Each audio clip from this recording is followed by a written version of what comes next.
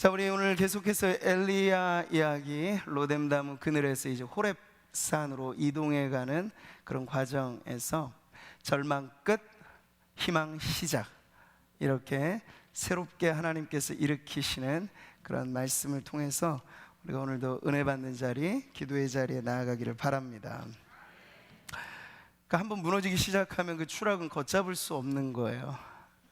승리의 최절정에서 그리고 패배의 가장 낮은 골짜기까지 내려가는데 그리 오랜 시간이 걸리지 않는다는 거죠. 탑이란 것 그렇잖아요. 싸울 때는 어려워요. 근데 무너지는 건 삽시간이에요. 인생도 그렇다는 거죠. 엘리야가 그걸 아주 극적으로 보여주는 인물입니다. 우리는 2주간에 걸쳐서 그래서 이 모습 속에서 영적인 침체라고 하는 것이 어떤 증상을 나타내는가, 그리고 그 근본된 이 원인으로서 어떤 두려움, 그리고 하나님의 뜻에 대한 무지, 오해, 그것이 크게 작용한다 하는 걸 배우게 되었습니다. 자, 그런데 그 절망의 끝자락에서 어떻게 하나님께서 또 새롭게 그를 회복시켜 주시는가, 그 따스한 손길로, 그리고 필요를 채우시는 그 인자하심으로. 그 로뎀나무 그늘, 엘리야에게는 그곳이 사선이었거든요. 죽음의 마지막 선, 죽기를 자초해서 갔으니까요. 근데 하나님께서는 그 로뎀나무가 새로운 생명의 자리로 하나님께서 바꿔주셨습니다. 자, 여기까지 우리가 지난 2주간에 걸친 엘리야의 이야기인데요, 여러분 가만히 한번 생각해 보세요. 그러니까 넘의 이야기는 아닐 겁니다. 아주 오래전 이야기지만 마치 하나님은 오늘 우리의 삶의 자리가 로뎀나무 그늘 같이, 그렇게 더 이상 내려갈 것이 없는 어떤 우리의 인생이 기도의 자리에 나오신 우리 성도님들의 내 이야기, 우리 이야기일 수도 있는 거죠. 오늘 새로운 말씀으로 나아가기 전에 제가 한번 여러분이 이 로뎀나무까지 오게 된 엘리야의 그 심정 한번 마음속에 그려보세요. 같이 부르는 찬양은 아니고 제가 한번 좀 들려드리고 싶어서. 이 로뎀나무 아래서라는 찬양이 있는데요, 제가 대학 시절에 그 대학교 선배가 지은 곡입니다. 지금 이제 유튜브라든지 이렇게 찾아보면 나올 수 있는 그런 곡인데, 가사가 이제 지금까지 엘리야가 어떻게 걸어왔는지, 그 심정이 어떻겠는지를 잘 보여주는데, 가만히 편안히 두 눈을 감고 들어보셔도 좋겠고, 자막으로 가사가 이렇게 들어질 때 여러분 한번 보시면서 꼭 내 모습 같다, 나도 지금 저 로뎀나무 그늘 아래 있는데 하는 그런 좀 마음과 처지를 이입하실 수 있다면 그렇게 한번 보면서 우리 로뎀나무까지 엘리야를 한번 우리 마음속으로 그려봤으면 좋겠습니다. 내가 스스로 광야에 들어가 여기 로뎀나무 아래서 고난 내 영혼 간구하는 것 오직 죽길 바램이니라.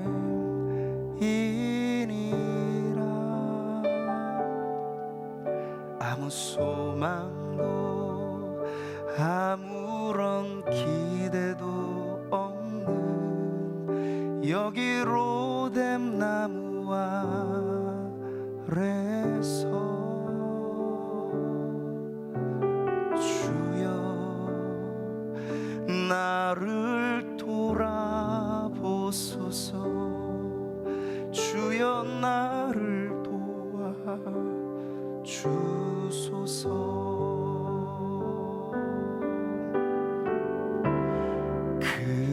그때에 내 머리를 어루만지시사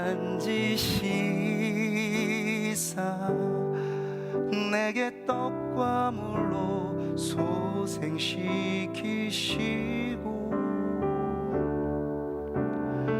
위로하여 새 힘주어 가게 하시는 로뎀나무 아래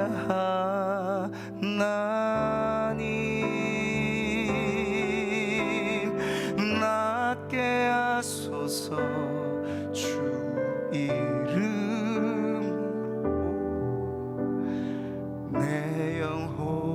소망 응답하소서. 낫게 하소서. 주의 손으로 여기 로뎀 나무 아래서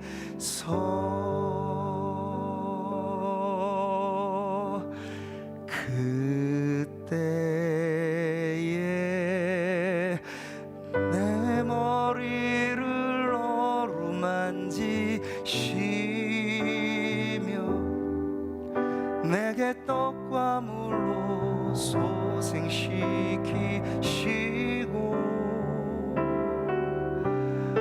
위로하여 새 힘 주어 가게 하시는 로뎀 나무 아래 하나님,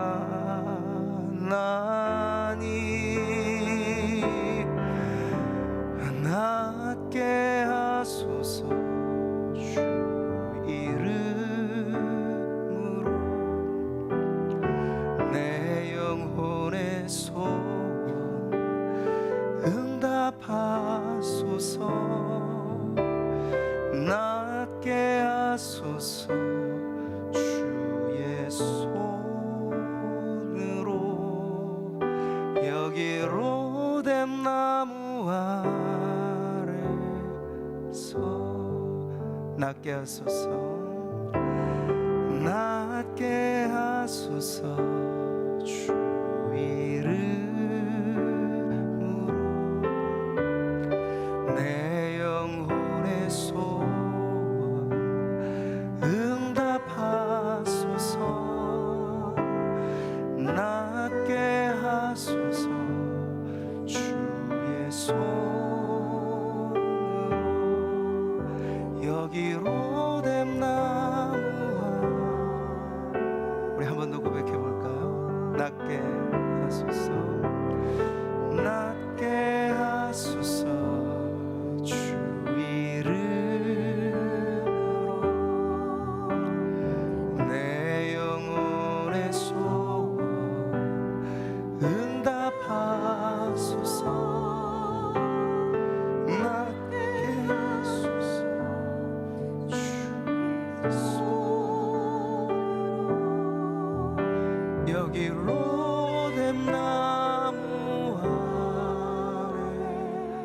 아래서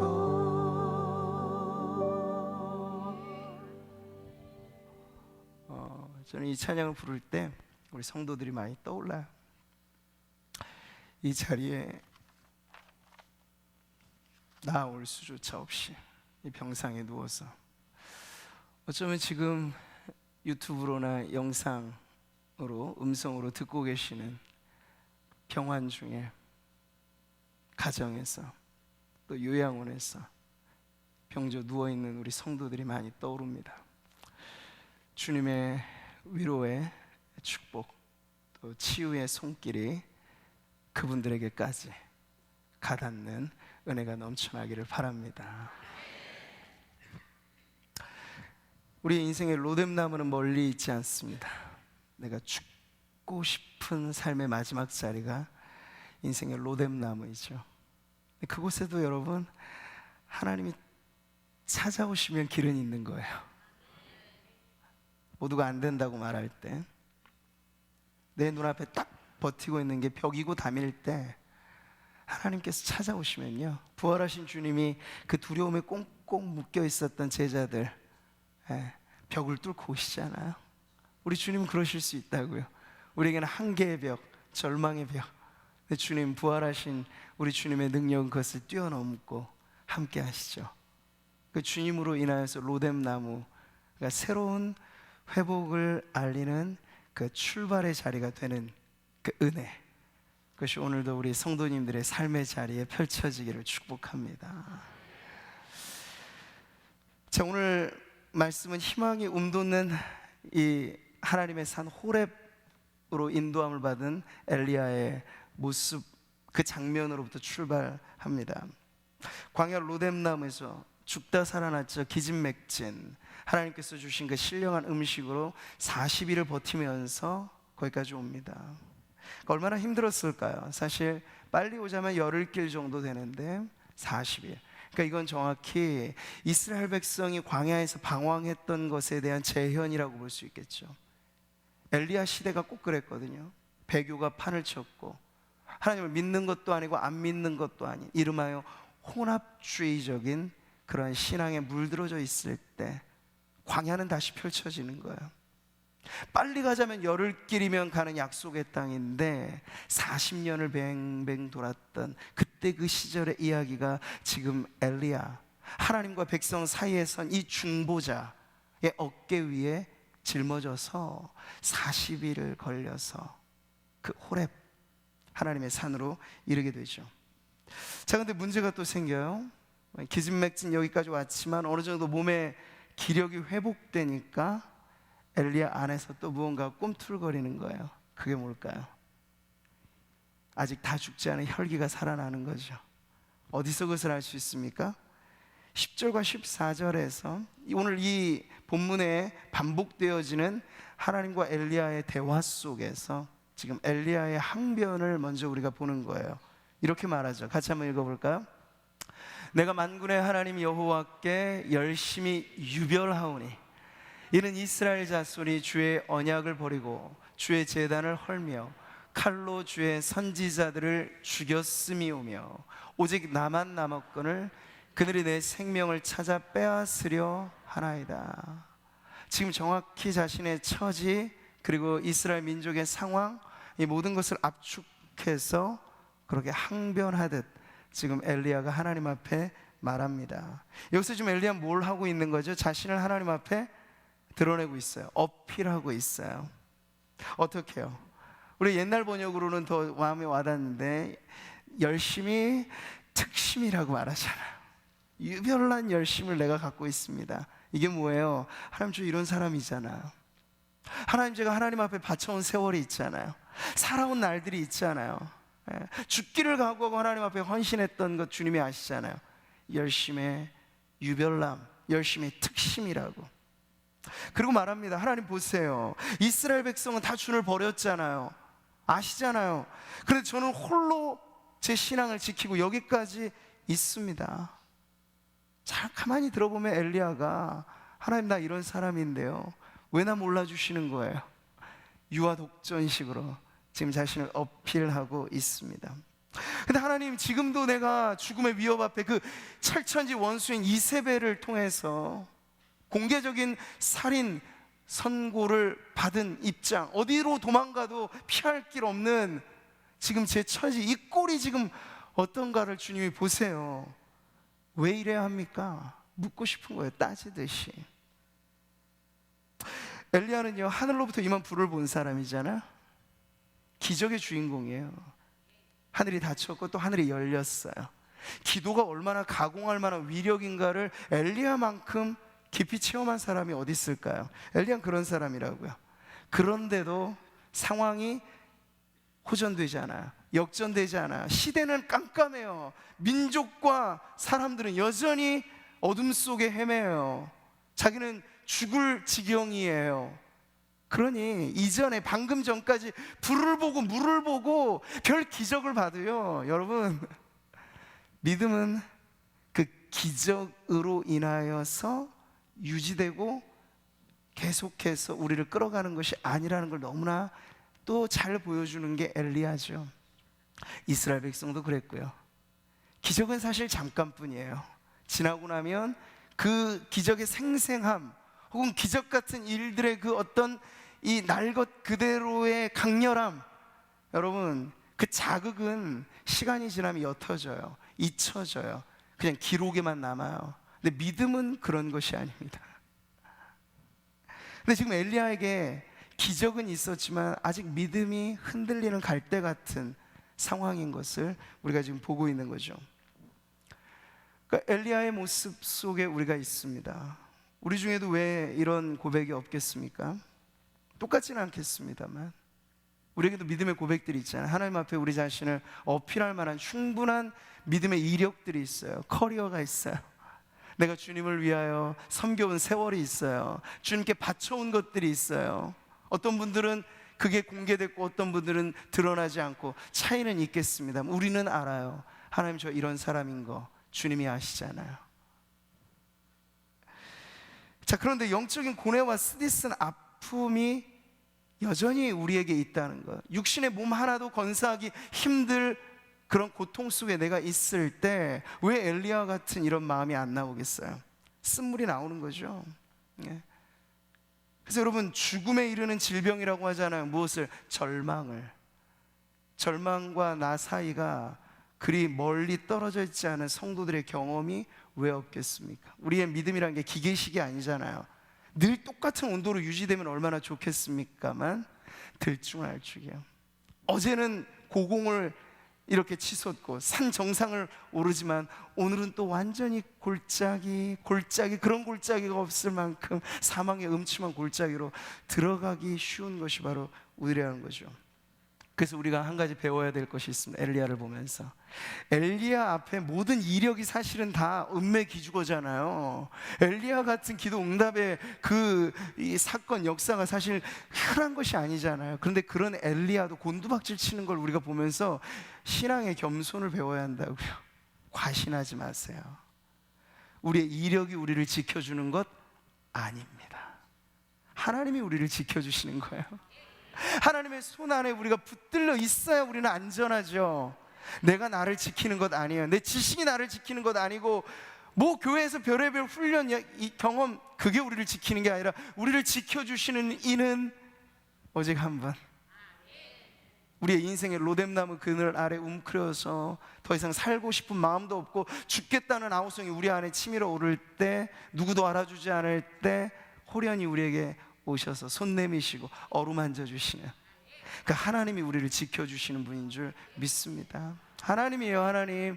옛적에도 그랬고 지금도 그렇고 앞으로도 그렇고 1901년부터 지금의 줄곧 이르도록 우리 구미 상무교회를 지켜주신 분은요, 하나님 그분이세요. 하나님이 우리의 주인 될 때 우리는 앞으로 또 한 번에 100년 걱정할 것이 없어요. 주님 다시 오실 때까지 걱정할 것이 없어요. 주님이 우리와 함께 하시는, 바로 그것이 신앙의 가장 중요한 핵입니다. 핵심. 과신하지 마세요. 믿음은 나를 믿는 게 아니고 하나님을 믿는 것입니다. 여러분, 하나님은 어느 순간까지는 제풀에 지칠 때까지 내버려 두시는 걸 봅니다. 섣부른 도움의 손길을 어느 순간은 거두시는 것을 봅니다. 묵묵부답, 아무리 불러도 대답 없으실 때가 있습니다. 근데 가만 보면요, 신앙에 갓 입문한 성도들은 이런 하나님에 대해서 좀 모르실 수 있어요. 그런데 오히려 신앙의 세월이 묻어있고 신앙의 연륜이라 말한 그 나이테가 많아질수록 하나님께서 때때로 이러한 종족을 감추시는 듯한 그러한 모습을 우리들에게 펼쳐주실 때가 있죠. 그래서 여러분, 믿음 좋은 신앙의 성도들도 말이죠, 인생의 밑바닥까지 내려가면 자기 존재의 제로점을 발견하는 거예요. 나는 안 되는구나. 이래가지고 내가 무엇을 할 수 있을까? 그게 딴 사람 이야기가 아니라 누구도 예외일 수 없는 우리 자신의 이야기라고 하는 거죠. 여러분 보세요. 현대의학은 어린애들 감기 걸려서 병원 가면 진단서 써주죠. 그리고 약국에서 약 지어줍니다. 대부분 항생제들이에요. 우리나라만큼 항생제 많이 쓰는 나라가 없다 그러잖아요. 대부분 외국 서양은 가정의학이 발달된 그런 처치 방법에서는 항생제 투여를 많이 안 합니다. 왜냐하면 면역력이 그때뿐이고 오히려 더 둔감해지니까, 몸의 면역 체계가. 근데 하나님이 우리에게 항생제 처방을 빨리 두통 잊고 빨리 진통 잊으라고 그렇게 많이 쓰시는 의사가 아니시라는 거예요. 그래서 아플 때는 한번 호되게 아파보고 일어나면요, 그 아픔의 세월 기간은 힘들지만 면역 체계라는 게 우리 몸 안에 생깁니다. 근데 하나님께서 우리를 절묘하게도 우리의 신체뿐만 아니라 우리의 영혼도 그렇게 고쳐가시는 과정을 우리가 경험하게 된다는 거죠. 바로 그 이유 때문에 불러도 대답 없는 하나님을 우리가 때때로 경험할 수 있다는 거예요. 주님의 정련하심의 방법은 온도가 점점 더 낮춰지는 게 아니라 갈수록 온도가 뜨거워져요. 그래야 순도가 좋아지거든요. 불순물들을 더 제거하려면 이전의 온도보다 조금 더 가열을 시켜야 돼. 근데 우리 편에서 그 온도가 뜨거워진다는 건 고통이죠. 아픔이죠. 근데 여러분, 온실 속의 화초와 사막에서 핀 꽃은요, 같은 화초라고 해도 이 레벨이 다른 거 아니겠어요? 모든 것 다 완비된 시설 안에서 그냥 가만히만 있어도 알아서 물 주고 알아서 온도 맞춰주는 그곳에서 꽃을 피우는 거 뭐 어렵겠습니까? 그런데 아주 척박한 땅에서 뿌리를 내려야 살 수 있기에 보이지 않는 곳에 엄청나게 뿌리 내리는 그 고통의 시간을 감내하면서 자라나는 식물은요, 다른 거예요. 다른 거예요. 근데 하나님은 우리가 온실 속 화초이기만 바라지 않으신다는 거죠. 문제는 어디를 내놓아도 거기서 뿌리 내리고 줄기를 돋아내고 때가 되면 꽃도 피우고 열매를 거두는 그러한 하나님의 우람한 식물이 되도록 우리를 그래서 광야로 내어 모실 때가 있다는 겁니다. 자, 오늘 우리가 그 하나님의 손길 안에 여기까지 온 이 연단의 과정으로 여기까지 온 엘리야를 보면서 그가 그럼에도 불구하고 아직 죽지 않은 혈기 속에 그 쓴물이 우러나올 때 아직까지도 해결되지 않은 그 질문을 가지고 있는 거잖아요. 몸은 먹어서 됐어요. 기력은 회복됐어요. 근데 영혼의 온전한 소생은 바로 하나님이 이 부분에 대해서 답을 주셔야 되는 거죠. 자, 그래서 우리가 10절과 14절에 반복된 이 엘리야의 항변을 먼저 보았지만요, 그보다 앞서서 사실은 9절과 13절에 하나님이 호렙으로 인도하셔서 그와 대면하시면서 하는 말씀이 먼저 나오죠. 그 말씀이 뭐죠? 9절 말씀 같이 한번 읽어볼까요? 엘리야야, 내가 어찌하여 여기 있느냐. 아주 짧은 질문이에요. 근데 이 질문이 아주 중요한 거예요. 창세기 3장을 보세요, 여러분. 아담이 범죄하죠. 범죄 후 죄라고 하는 것은 부끄러움과 수치와 죄의식을 갖게 해서 하나님을 피하여 숨지요. 근데 하나님이 찾아오시죠. 그리고 말씀하십니다. 아담아, 내가 어디 있느냐. 지금 엘리야를 찾아오시고 이 결정적인 하나님의 산에 세우시면서 하나님 물으시는 질문, 엘리야야, 네가 어찌하여 여기 있느냐 물으시는 거예요. 우리는 아직까지 마음의 문이 활짝 열리지 않은 엘리야를 보는 거죠. 답답한 자신의 처지, 암담한 현실의 문제 때문에 이 마음이 꼭꼭 걸어 잠겨져 있는 이 엘리야에게 하나님 찾아오셔서 아담에게 그러셨던 것처럼 엘리야에게 물으십니다. 그래서 로뎀나무 절체절명의 순간에 하나님이 어루시기도 하고 달래시기도 하시면서 그를 인도해 주셨는데, 그 인도하심의 과정이 일종의 말하자면 심폐소생이라고 생각하시면 돼요. 응급처치. 그렇게라도 당장 살려내야 할 순간에 하나님은 어루만지셨어요. 그래서 그에게 기력을 회복시키셨어요. 근데 지금 더 결정적으로 엘리야가 해결해야 할 영혼의 이 질병, 이것을 온전히 고치는 데 있어서 하나님께서 조금 더 세게 나오시는 거예요. 단도직입적인 질문을 하시는 거죠. 엘리야, 너는 어찌하여 여기 서 있느냐. 이 질문은 그렇게 강직한 질문인 거예요. 여러분, 왜 이런 말씀을 하시는 걸까요? 성경에 보통 하나님께서 우리에게 질문을 하실 때 하나님 답을 갖고 질문을 하시죠. 그것이 일종의 삼파술이라는 거예요. 애는 엄마가 놓지만 삼파는 그 일을 거두어 주잖아요. 근데 하나님은 우리의 영혼의 고민과 이게 미궁 속에 해결되지 않는 그런 고통의 질문에 대해서 하나님께서 손쉽게 정답을 가르쳐주면 얼마나 좋아요. 모범도 답안을 딱 보여주면서, 야 봐라, 여기 객관식 사지선다의 답은 3번이잖아 이렇게 가르쳐주시면 얼마나 좋겠어요. 그런데 인생의 문제는 대부분 주관식이라는 데가 있죠. 찍어서라도 맞히면 참 좋겠는데 인생의 문제는 내가 직접 꾹꾹 눌러서 써야 되는 주관식일 때가 많아요. 근데 주관식을 푸는데 하나님께서 가르쳐 주시기가 어떨까요? 그래서 하나님께서 우리 스스로 그 답안을 쓸 수 있도록 질문을 하시는 거죠. 그러면서 지금 하나님께서 의도하시는 건 뭘까요? 이 질문 속에는 그 두 가지가 담겨져 있죠. 엘리야, 네가 어떠한 존재인가 를 하나님께서 묻는 것이고, 그리고 그가 그토록 궁금해했던, 그리고 영적인 침체의 원인이기도 했던 하나님의 뜻이 과연 무엇인가 대한 답을 주시고자 이 질문을 하시는 거죠. 엘리야야, 네가 어찌하여 여기 있느냐? 하나님 먼저 그의 이름을 부르십니다.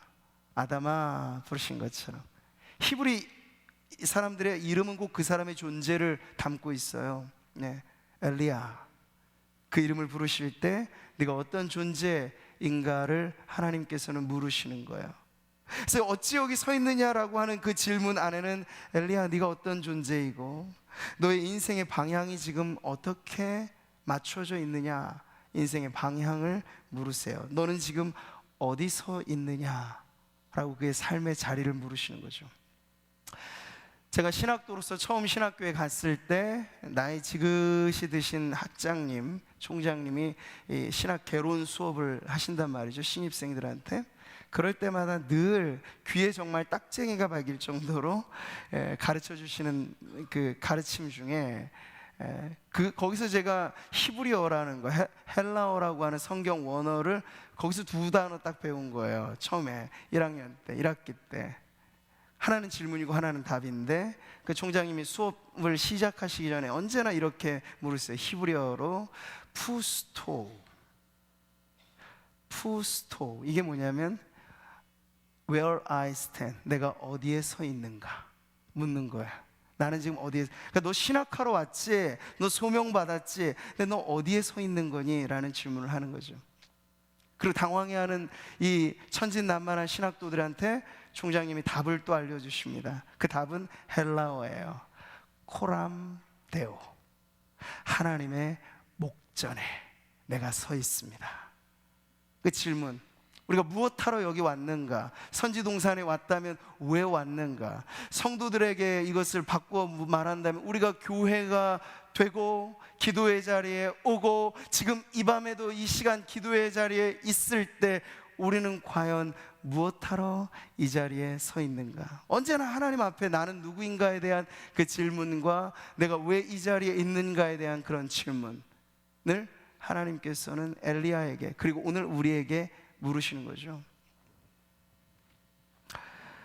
하나님 지금 절망 가운데 방향을 잃어버린 엘리야에게 어디서 와서 어디에 서 있는가를 물으십니다. 또 하나님께서는 인생의 궁극적인 목적지에 대해서도 가르치시며 묻는 거예요. 엘리야, 너는 지금 어디로 가고 있느냐? 현재라고 하는 시간은 정확하죠. 과거의 연속으로 오늘 우리가 있는 것이고, 이 현재는 우리가 앞으로 내디딜 그 발걸음의 첫걸음이라고 할 수 있겠어요. 그러니까 지금 엘리야의 현재 그 자리에는요, 이전까지 엘리야 인생을 정리하고 앞으로 엘리야가 걸어갈 인생을 내다보게 하는 아주 중요한 자리라는 거예요. 어디가요? 현재라고 하는, 지금 우리 여기 서 있는 바로 이곳.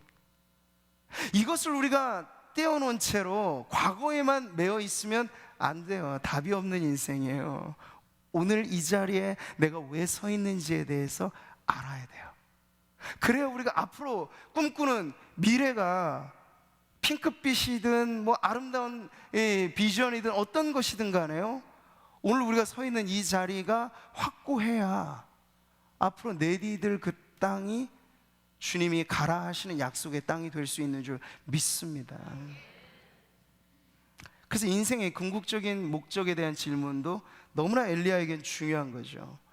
그래서 이 질문 속에 하나님께서는 여러 가지 관계로 지금 엘리야를 다루시는 거예요. 마치 피조물에 대한 창조주의 질문을 하는 거고, 죄인에게 대한 구원자로서의 질문을 하는 거고, 집 떠나서 실컷 방황하는 탕자 같은 자식에게 대한 아버지로서의 질문을 하시는 거예요. 자, 근데 안타깝게도 엘리야가 답을 말하잖아요. 아까 우리가 보았던 그 답이 아직까지 엘리야는 자기라고 하는 우물에서 못 벗어나죠. 엘리야가 말한 그 답변을 보세요. 하나님은 묵직하게 인생의 근본된 질문을 물으시는데 엘리야의 답변은 자기 어필밖에는 안 나오는 거예요. 하나님, 나 이런 사람인데요, 자기 연민이 아직 해결되지 않았습니다. 그리고 더불어서 이스라엘 백성까지도 송사하잖아요. 이스라엘 백성이 이 모양 이 꼴입니다. 어디서 많이 들어보는 이야기예요. 우리가 줄곧 하는 이야기죠. 누워서 침 뱉는지도 모르고 교인들은 교회에 대하여 이렇게 저렇게 말하는 그런 시대. 엘리야도 그런 실수를 했습니다. 근데 하나님은 그런 소리 듣고 싶지 않은 거예요. 중보자의 역할이라고 하는 건 창조주와 피조물 사이, 죄인과 구원자 사이, 하나님의 진노가 불의로 진리를 막는 사람들의 경건치 않음에 대하여 쫓아 나올 때 그것을 막아서는, 성벽 무너진 데를 막아서는 역할이 중보자이지, 무너져가는 담을 더 헐어버리는 게 중보자가 아니라고요. 그래서 여러분, 자칭 선지자임네 생각하면서 사람들에게 호되게 죄를 지적하고 회개하라 지옥불의 설교를 하는 게 익숙한 사람들도 있겠습니다만, 그러려면 더 엄청난 책임감이 있는 거예요. 지옥불의 설교를 하려면 천국의 영광스러움이 어느 정도인지를 아는 상태에서 해야 그게 제대로 된 설교가 될 것이에요. 마찬가지입니다. 지금 엘리야는요, 근데 그 역할을 하지 못하는 거예요. 선지자임에도 불구하고 내리치고 죄에 대해서는 지적을 하는데 고치시고 싸매시고 새롭게 하시려고 하는 하나님의 의도를 파악을 못하는 거죠. 하나님의 아버지의 마음을 아직 품지 못하는 거예요. 그래서 유별난 자기 열심만 강조합니다. 나 혼자 여기 있다고 계속해서 강조만 합니다. 자기의 우물에서 빠져나오지 못한 엘리야를 하나님께서 이 질문을 통해서 끄집어내시는 거죠. 그러니까 이 답변에는 엘리야가 이렇게 되묻는 거죠.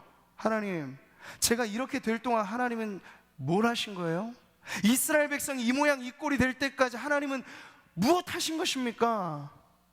하나님은 지금 어디에 계신 겁니까? 오히려 되묻고 싶은 거예요. 네가 어디 서 있느냐? 여기에 대하여 엘리야의 답변은요, 되묻고 싶은 거예요.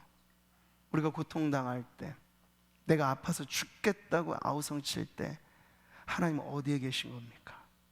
이거 아주 실제적인 물음이죠. 누구나 할 수 있는, 성도임에도 불구하고 시시때때로 우리 안에 답을 쉽게 찾을 수 없는 질문이죠. 하나님 어디 계십니까? 기도합니다. 소리쳐 외칩니다. 그럼에도 바로 들려오는 메아리가 내 소리 외에 하나님의 응답이 이내 확신되어지지 않을 때 하나님 어디 계십니까? 묻고 싶은 거예요. 자, 그래서 하나님께서 이제 그 질문과 엘리야의 답변 이후에 엘리야의 손을 잡고 어디론가 데려가십니다. 호렙 그 산 꼭대기에 그를 세우시죠. 그래서 11절 12절에 보면요, 대자연의 엄청난 위험 있는 역사가 펼쳐집니다. 바람과 지진과 불의 역사가 일어나는 거죠. 이게 환상 중에 펼쳐졌을지 실제 일어난 일일지는 이 말씀 자체만 가지고는 확인이 어렵겠습니다만, 이게 어쨌든 엘리야에게 있어서 엄청나게 생동감 있는 하나님의 메시지가 이 자연의 현상을 통해서 지금 나타나는 것을 보게 되는 거예요. 바람이 붑니다. 보통의 바람이 아니에요. 산을 가를 만한 엄청난 바람이 붑니다. 엘리야가 느꼈겠죠. 소스라치게 느낄 만한 두려움이 엄습해 왔습니다. 누가 봐도 두렵고 떨릴 만한 장엄한 광경이죠. 자, 그런데 중요한 건 하나님께서 세 차례 걸쳐서 장면의 전환이 일어나는데, 문제는 하나님이 거기에 계시지 않는다는 거예요. 엄청난 바람이 불고 산을 가를 만한 역사가 일어났는데 하나님이 거기에 안 계신 거예요. 자, 이어지는 장면은 강풍이 몰아친 후에 지축이 흔들립니다. 지진이 일어납니다. 땅이 갈라집니다. 여러분, 엘리야 가슴이 어땠을까요? 완전히 쪼그라들었겠죠. 이 대단한 자연의 위험 앞에 얼마나 두려웠고 떨리는 마음이 들었을까요? 근데 이 두 번째 장면에도 핵심은 이것이에요. 하나님이 거기에 안 계신 거예요. 그리고 이어지는 건 불의 역사가 일어나죠. 엘리야에게 있어서 불은 뭡니까? 하나님의 임재를 나타내는 거잖아요. 갈멜산 제단에서 임했던 그 불은 하나님의 현현과 임재와 응답이잖아요. 그 불이 나타납니다. 그런데 문제는 이 세 번째 자연의 위험, 이 광경 앞에도 하나님이 계시지 않은 거예요. 오늘 이 말씀은요, 강조점을 바로 거기에 두고 있는 것입니다. 바람과 지진과 불, 엄청난 역사의 광경을 보여주지만 거기에 하나님이 계시지 않는다. 하나님의 부재에 대해서 삼중적으로 꽉 차게 강조해서 반복해서 말씀하고 있는 거죠. 자, 여러분, 엄청난 바람과 지진과 불, 이 자연의 현상에 동반되는 이 일들은요, 구약시대 흔히 하나님의 특별한 임재가 있는 곳에 동반되었던 일들이었습니다. 하나님의 현현이라고 하는 특별한 하나님의 계시적인 임재가 있을 때 이런 엄청난 일들이 있었다고. 시내산에서 모세가 계명을 받으러 갔을 때마다 어두컴컴한 흑암이 임합니다. 바로 이러한 자연의 현상들이 동반됐다는 건 엘리야에게 있어서는 야, 하나님이 여기 계시겠구나 라고 하는 기대감을 충분히 자아내는 그러한 현상이었다고. 근데 현상은 있는데 하나님은 계시지 않는 이 문제를 지금 하나님께서 엘리야에게 보여주고 계신 거예요. 사실 여기서 우리는 엘리야의 그 꼭꼭 더 감춰져 있는 마음을 알게 되는 거죠. 엘리야가 원했던 하나님이 바로 이런 하나님인 거예요. 그 난세, 어지럽고 복잡하고 칠흑같이 어두운. 그래서 하나님 한 번 좀 불을 내리시든지 땅을 한번 가르시든지, 도무지 깨닫지 못하고 잠들어 있는 세대를 향하여 하나님 청천벽력 같은 뭔가 좀 기적을 일으키셨으면 하는 그런 바람이 엘리야에게 있었다는 거죠. 그리고 오늘 누구에게나 그런 기대는 있습니다. 소위 기적이라고 하는 것에 대한 우리는 지속적인 목마름이 있어요. 하나님 정말 살아계시다면, 하나님이 지금 나와 함께 하신다면, 우리는 우리의 인생 가운데도 좀 지진이 일어나거나 엄청난 역사가 좀 일어나거나 산을 가를 만한 바람이 좀 불거나 불같은 어떤 역사가 일어나서 하나님의 존재를 좀 확 드러내 주셨으면 얼마나 좋습니까? 이런 기대 심리가 우리 안에 있다는 거죠. 엘리야가 그랬습니다. 엘리야가 경험했던 하나님은 불의 하나님이죠. 엘리야가 경험한 하나님은 억수같이 비를 쏟아내시는 바람 같은 하나님, 바로 그러한 하나님인데, 문제는 뭔가요?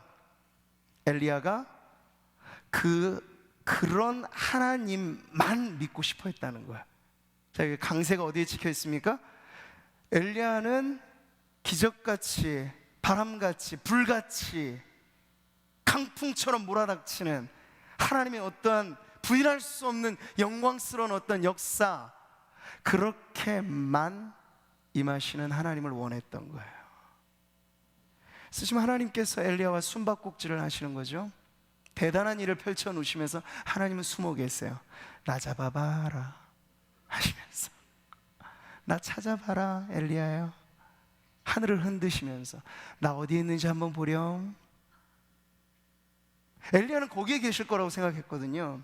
그리고 이 시대의 문제는 불이 임하지 않고, 이 시대의 문제는 강풍이 임하지 않고, 마치 그렇듯이 우리에게 기적이 한 번 좀 일어난다면 모든 사람이 다 하나님께 돌아올 텐데, 왜 하나님은 어렵게도 오늘도 복음 들고 저 오지로 우리를 보내셔서 선교의 고된 일 속에서 10년, 20년 세월을 투자하면서 개종자 한 명 얻기도 힘든 이러한 방식으로 하나님의 나라를 확장시켜 나가는 것일까? 저 대나천지의 태양에 나 여기 있다라고 딱 대문짝만하게 써놓으시면 모든 사람들이 알 것 같은데, 그렇죠? 근데 하나님께서는 꼭꼭 숨어 계신 것처럼 엘리야에게 지금 하나님 자신이 어디에 있는지를 지금 찾아보라고 말씀하신 거야. 엘리야의 문제는 제한된 방식으로만 하나님을 규정하고 내가 믿고 싶은 하나님만 보기 원했다는 거예요. 물론 우리의 신앙의 경험 속에 특별한 경험, 그리고 하나님과의 만남의 체험들 다 소중하죠. 근데 여러분, 제가 늘 강조하는 것처럼 과거에 매이면 안 돼요. 여러분, 과거에만 매이면 자꾸만 그때 만났던 하나님, 그때 만났던 방식, 그때 만났던 추억, 그게 소중하죠. 우리의 영혼의 일기장에 기록할 만한, 영혼의 자서전에 기록할 만한 중요한 일이죠. 근데 알게 모르게 우리 안에 엘리야 심리가 있는 거예요. 하나님 그렇게만 지금도 역사. 근데 하나님은 창조주세요. 하나님은 일하시는 방식이 얼마나 자유로우신지 몰라요. 구약 시대와 신약 시대가 다르잖아요. 예수님은 활동하셨을 때와 성령이 임하셨을 때, 그 이후의 교회의 시대, 여러분 보세요. 하나님의 시대적인 경륜이 구약과 신약이 얼마나 창조적인 다름이 있는지를 보시라고요. 근데 우리가 구약적인 입장에서 하나님을 제안해 놓으면 어떻게 우리가 신약의 진리의 영으로 우리 가운데 역사하셔서 땅을 가를 만한 기적은 아니지만 우리의 인생을 뒤바꿔 놓는 부어주시는 성령의 역사가 하나님의 말씀을 통하여, 기도를 통하여 획기적으로 우리 안에 일어나는 이 시대를 우리가 어찌 맞이할 수 있겠습니까? 옛적의 방식만을 만약에 고집한다면, 엘리야가 교정을 받아야 됐던 부분은 바로 그거예요. 그걸 부인하란 말이 아니죠. 과거를 지우란 말도 아니죠. 근데 중요한 건 오늘 이곳에 역사하시는 하나님은 강풍과 지진과 불 가운데 아니 계시고, 오늘 아주 새롭게 엘리야에게 찾아오시잖아요. 그 하나님의 임재는 어디에서 드러납니까? 들려지시나요? 제가 휘파람을 잘 못 불어서 세미한 소리가 이제 등장하는 거예요. 얼마나 하나님, 정말 저는 이런 말씀을 보면요, 말씀 속에 여러분 묵상의 줄을 내려보세요. 기가 막혀요. 하나님이 이렇게 극적인 분일 수가 없어요.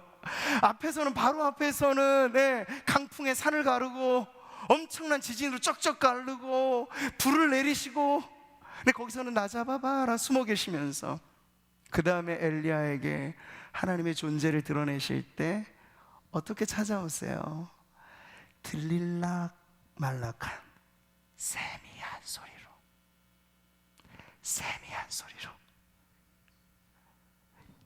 휘파람 소리 같다는 뜻이, 원어에는요 이 의미가 세미한 소리, 아주 작고 작은 미세한 소리, 그러니까 귀를 쫑긋 기울여야 들리는 소리, 바로 이런 거죠. 엘리야가 그토록 바랐고 찾았던 하나님과는 전혀 다른 방식으로 하나님께서 등장하시는 거예요. 부드럽고 작은 바람 소리 가운데. 여러분 상상하실 수나 있겠습니까? 엘리야의 이야기를 보니까 우리는 이것을 알죠. 엘리야는 꿈에도 못 꿨던 일이에요. 하나님이 과연 세미한 소리 가운데 계시겠는가? 그는 상상조차 못한 일이 벌어진 거죠. 근데 하나님은 그렇게 엘리야를 찾아오셨어요. 이게 가지고 있는 의미가 아주 중요합니다. 세미한 소리, 그건 뭘까요? 열심히 유별난 열심의 소유자였던 엘리야 같은 사람들에게는 잘 안 들리는 소리예요. 그렇다는 거죠. 뭔가 역사의 무대 속에 내가 영웅이 되고 싶고, 내가 한 번 소리를 내 지르면 뭔가 일이 일어나야 된다라고 하는 그런 영웅 심리에 사로잡혀 있는 사람들은 들을 수 없는 소리예요. 아주 작고 작은 소리니까. 존재 가치가 별로 없어 보이는 소리, 대단치 않은 소리, 있으나 마나한 것 같은 소리, 세미한 소리는 바로 그런 겁니다. 근데 하나님이 그 세미한 소리 가운데 찾아오셨다는 거예요. 이것이 지금 엘리야가 새롭게 만나야 될 하나님이었습니다. 그는 자신과 같은 영웅적인 인물이 있어야 시대의 문제가 해결될 거라고 생각했던 거예요. 난세가 영웅을 만든다 그러잖아요. 우리에게 또다시 어떤 영웅이 필요하다 하는 그런 심리, 큰 일과 기이한 역사가 있어야만 뒤집어지겠지, 그러한 기대감. 근데 하나님은요, 그러한 어떤 의존적인 작용에 의해서 하나님의 역사가 위축되거나 더 늘어나고 그런 것이 아니란 걸 보여주고 싶은 거예요. 지극히 작은 자 하나를 통하여서도 주님께서는 당신의 역사를 이루십니다. 어린아이의 도시락 하나로 5,000명이 넘는 장정을 먹이신다고요. 재료가 부족할까? 무에서 유를 창조하시는 하나님이 재료 탓하지 말라는 거예요. 시대 탓하지 말라는 거예요. 방법 탓하지 말라는 거예요. 하나님이 역사하시면 언제든 하신다는 거죠. 내가 없어도, 우리가 없어도 자존자 하나님을 믿으라는 거예요. 영웅 심리에 사로잡히지 말라는 거죠. 이 시대는 영웅이 필요한 게 아니라 하나님이 필요합니다. 할렐루야. 교계를 주름잡는 영웅 같은 목회자들이 없어서 지금 우리가 이런 것이 아니라고요. 하나님 역사하시면 무명의 용사들을 통해서도 하나님이 일하신다고요. SVM이라고 하는 Student Volunteer Movement, 학생 자원 운동이라고 하는 미국으로부터 출발된 이 유명한 선교의 역사는 건초더미, 이 마른 집더미 위에서 7명의 학생들이 기도하는 것에서부터 시작됐어요. 근데 거기서 현대 선교의 위대한 역사가 시작됐죠. 하나님이 이런 분이시라고요. 우리가 자꾸 위대한 일, 커다란 일, 크고 높다란 어떤 일들로만 하나님은 일하시겠지, 하나님은 그런 분이시겠지. 물론 그래요. 하나님 그렇게 역사하세요. 그러나 하나님의 방법은 거기에 매이지 않는다는 거죠. 역사 가운데 우리가 하나님을 못 볼 뿐이지 하나님이 살아계시지 않은 때는 어디에도 없었습니다. 일제강점기 때 하나님이 살아계시지 않으셨습니까? 우리 가운데 역사하셨죠. 남북의 전쟁이 피비린 나라 동족 상잔이 있을 때 하나님이 안 계셨습니까? 하나님이 계셨기 때문에 우리가 살아났죠. 가장 인생에 후미지고 어둡고 칠흑 같은 절망에 하나님이 아니 계십니까? 하나님 그곳에도 함께 계신다는 거예요.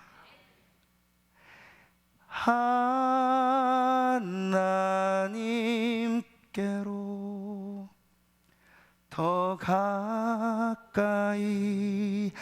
갑니다. 고통 가운데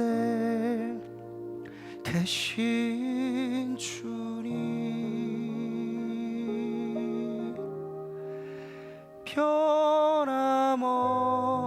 변함없는 주님의 그 신사랑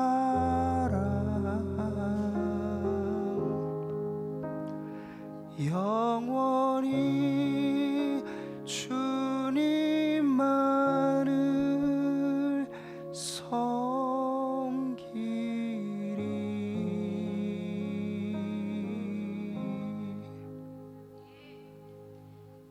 우리가 팔팔할 때, 쇠도 씹어서 소화시킬 이팔 청춘의 때, 하나님 그때만 우리와 함께 하실까요? 병상에 누워 있을 때, 남편도 아내도 대신 짊어질 수 없는 그 질병의 고통 속에 있을 때, 여러분 두려워 말고 물으세요. 하나님 어디 계십니까? 그거 하나님 말씀하시는 거죠. 오늘 엘리야에게 세미한 소리 가운데 찾아오셨듯이 십자가의 의미가 가장 빛나는 자리는 고난의 자리예요. 하나님 어디 계시냐고 질문할 때 하나님은 염려하지 않으세요. 답변이 하나님에겐 있으니까. 십자가. 어디에도 아니 계신 곳이 없었던 하나님, 가장 우리의 치욕스러운 인생의 역사, 고통 속에 하나님께서는 내가 여기 있노라 말씀하실 수 있는 분이에요. 그러니 여러분, 오늘 엘리야의 이 마지막 하이라이트와 같은 이 장면에서 이스라엘 백성의 오해는 그것이었습니다. 하나님 먼데 계신 분이라고. 우리 역사가 이러니, 여러분 에스겔의 환상도 그랬잖아요. 마른 뼈라고 말한 건 바로 이스라엘 백성 자신의 소리였어요. 우린 다 죽어 나자빠졌다. 하나님 우리는 절망뿐이다. 근데 하나님께서 아니, 마른 뼈밭에 하나님의 말씀이 임하니까 뼈가 붙잖아요. 사람의 형상을 입잖아요. 말씀하시니까 사방에서부터 생기가 불어오잖아요. 하나님 그러신 분이라고 하나님께서 답변을 하시는 거예요. 우리의 민족이 어렵고 우리의 교회가 힘들 때 하나님 어디 계시냐 여러분 물어도 하나님은 답을 하실 수 있어요. 내가 지금 너희와 함께 하노라고 말씀하시는 거죠. 가까이 계신 하나님을 가르쳐주고 싶었던 겁니다. 세미한 소리는 가까이에서 속삭이는 소리, 가까이서 들리는 소리, 멀리 계신 하나님에 대한 경외감만이 아니라 너무나 가까이 계셔서 친밀감을 느끼게 하는 그 하나님에 대해서. 오늘 엘리야는 광야의 학교를 지나 로뎀의 그 수업을 지나 여호와의 산 호렙에서 기막힌 가르침을 받는 거죠. 하나님이 어디에나 계시고 하나님은 역사와 시공과 그 모든 것을 초월하며 또한 우리의 삶의 현존의 자리에 언제나 찾아오시는 하나님이심을 가르쳐 주신 겁니다. 그렇기 때문에 우리가 말할 수 있는 거예요. 절망 끝, 희망 시작. 어디 있어요? 하나님의 임재 가운데. 고통에만 여러분의 시선을 머물면 절망은 해결이 안 될 것이지만 절망의 자리에 어느샌가 함께 하시는, 십자가로 함께 하시는, 희생과 고통으로 함께 하시는, 자신의 목숨을 담보로 함께 하시는 그분의 임재를 우리가 믿음으로 받아들이면요, 그 절망의 자리가 끝이 나고 죽을 것 같은 고통이 오히려 희망의 자리로 바뀌는, 십자가로 정사와 권세를 밝히 드러내시고 승리하신 것처럼 고통의 자리가 십자가의 승리를 경험하게 하는 자리가 될 줄 믿습니다.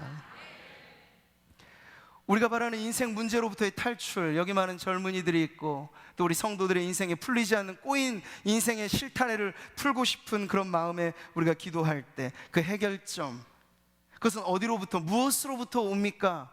물으신다면 오늘 세미한 소리 가운데 말씀하시는 하나님은 우리에게 이 구절을 들려주실 거예요. 같이 한번 읽어볼까요? 이는 한 아기가 우리에게 낳고 한 아들을 우리에게 주신 바 되었는데 그의 어깨에는 정사를 메었고 그의 이름은 기묘자라 모사라 전능하신 하나님이라 영존하시는 아버지라 평강의 왕이라 할 것이라. 이 모든 위대한 칭호가 누구에게? 한 아기가 우리에게 낳음으로부터. 예수님의 성육신은 세미한 소리와 같이 아주 부드럽다 못해 여린 출발이었습니다. 구유에 누인 아기 예수로부터 오늘 저와 여러분의 구원에 이르기까지, 그리고 앞으로 천국의 마지막 순번의 백성이 주님께 부름받을 그때까지 위대한 구원의 역사는 바로 여기서부터 출발하는 거예요. 한 아기로부터.